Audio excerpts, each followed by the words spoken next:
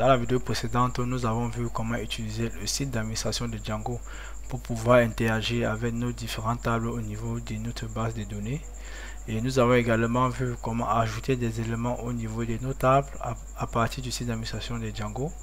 Et dans cette vidéo, nous allons nous en passer du site d'administration de Django pour interagir avec nos bases de données. Nous allons utiliser le shell interactif de Python pour pouvoir ajouter nos données. Le Django est très puissant. Il est donc compatible avec les systèmes de gestion des bases de données tels que MySQL, MariaDB, PostgreSQL, MongoDB, SQLite, etc. Ajouter les données au niveau de notre table à partir du shell interactif de Python. Nous allons donc nous rendre au niveau de notre terminal. Je vais lancer mon terminal qui est Terminator. Ok, une fois mon terminal lancé, je vais dire cd bureau. Ok, je suis dans mon, je vais activer mon environnement virtuel. Cette fois-ci j'utilise Conda. Ok, je vais donc installer l'outil Binary Python pour pouvoir avoir de l'auto-complétion et de l'auto-surjection. Mais vous n'êtes pas obligé d'utiliser Binary Python. Vous pouvez également utiliser IPython. Et si vous ne voulez utiliser ni Binary Python ni IPython, vous pouvez juste taper la commande Python manage.py et suivi des shells. Là, vous avez ni IPython ni ByPython. Vous aurez donc le shell interactif par défaut de Python. Mais dans le cas où vous avez installé soit Binary Python, soit IPython, vous aurez donc l'autocomplétion et l'auto-surjection.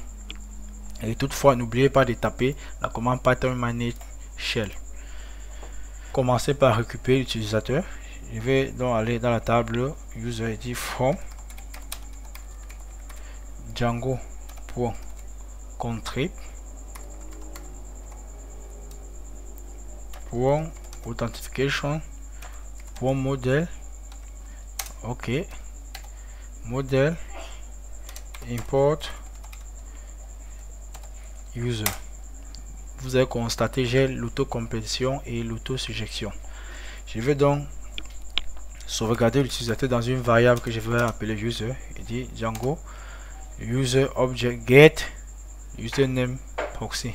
Qu'est-ce que j'ai fait? Depuis la table user qui est créée par défaut avec Django, j'utilise le manager qui s'appelle object et dit get qui est une méthode. Je passe donc en paramètre de cette méthode l'argument username et qui prend la valeur par défaut proxy. Ça veut dire va dans la table des utilisateurs, récupère-moi get l'utilisateur qui a pour nom d'utilisateur proxy. Si je valide, je n'ai pas de, ça veut dire que tout a bien marché. Et tape user, j'ai la proxy, ça marche. Je vais donc passer par là pour créer une publication. Il dit post est égal à post.object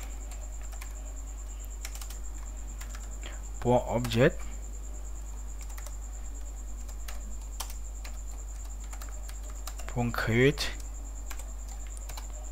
Ok, qu'est-ce que je viens de faire?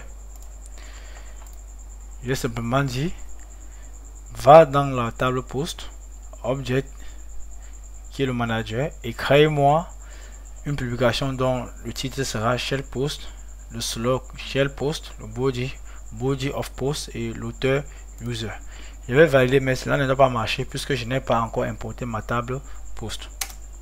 On me dit name post is not defined. Je vais donc importer. Je dis from block qui est le nom de mon application pour modèle, importe-moi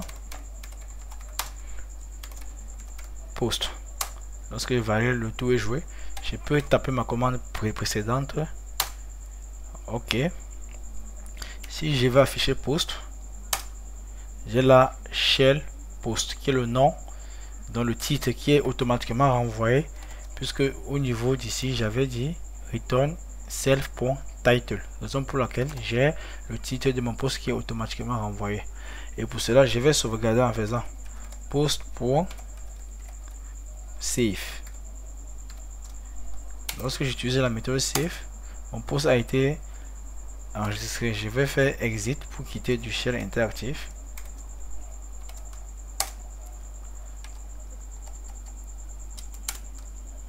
exit. Ok, c'est plutôt exit. Je viens au niveau de mon navigateur. Si j'actualise, je vais pas aller loin puisque mon serveur n'a pas été démarré. Je vais démarrer mon serveur. Je vais diviser mon terminal en deux. Ok, et là, quand on a activé Python manage.py run server, mon serveur a été démarré. Je reviens au niveau de mon navigateur, je l'actualise. Alors j'ai là shell post qui a été ajouté. Apparemment je l'ai ajouté 2 fois, mais ce n'est pas un problème. Je peux également, je vais repartir dans mon shell. J'importe également mon utilisateur. Ok, je vais également importer ma table. Je vais dire post object. Je vais avoir tous les utilisateurs et me branche directement sur ma table. Post.object pour all. Là j'aurai tous les posts. Voilà ça. Et je peux même également compter le nombre de posts. Et je dis pour utiliser la fonction count.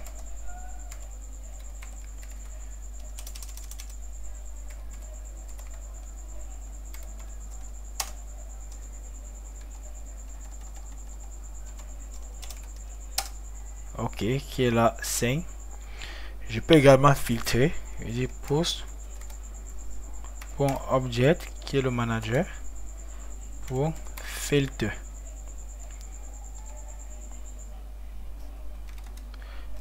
Filter, je vais filtrer par quoi? Par le statut. Je vais récupérer tous les posts dont le statut est de type draft.